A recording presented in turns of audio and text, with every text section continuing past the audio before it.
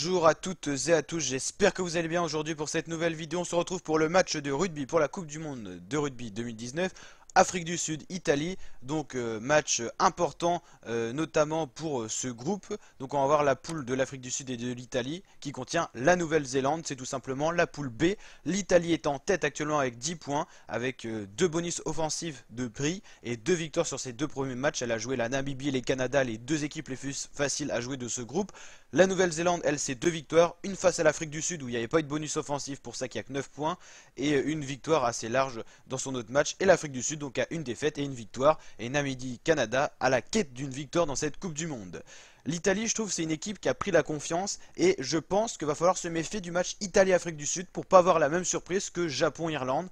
Je pense que l'Italie, c'est une équipe qui est encore assez fragile, qui est en construction, mais là, elle commence tout simplement, possiblement, à croire à la qualification.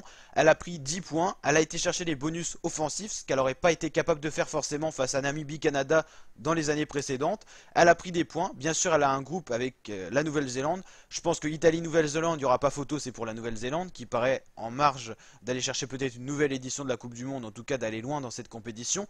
Mais l'Afrique du Sud, même si elle a montré des qualités de jeu face à la Nouvelle-Zélande, on ne sait jamais, face à l'Italie, c'est possible. Je pense qu'il y a une petite possibilité, même si la balance pèse en la faveur de l'Afrique du Sud assez largement. Mais voilà, je vous avais pronostiqué la petite surprise du Japon en vidéo. Là, peut-être l'Italie. Peut-être, là, quand même, c'est moins sûr.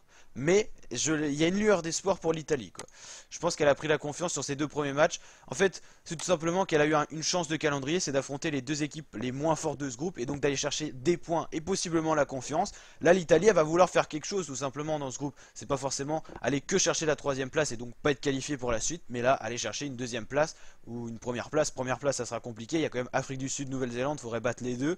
Mais 2e place, on peut y croire, même si ça reste quand même compliqué. C'est un peu comme France-Angleterre où on pourrait voir la France première, ça reste quand même compliqué, mais il y a une lueur d'espoir. Donc Italie-Afrique du Sud, la cote de l'Italie 25, la cote de l'Afrique du Sud 1. Ça monte, l'Afrique du Sud est nettement favori.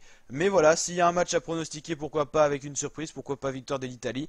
Votre avis en commentaire, c'est important la team kiffer. N'hésitez pas à liker si ça vous a plu et à vous abonner pour d'autres vidéos de ce genre. Allez, ciao la team.